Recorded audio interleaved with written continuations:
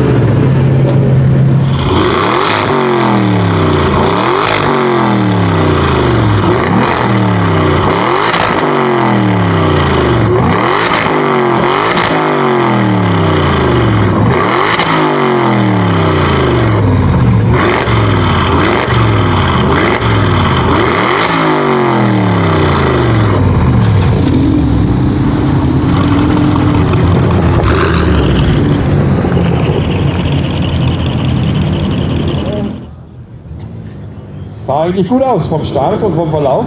Aber wir sehen gleich nochmal RS6.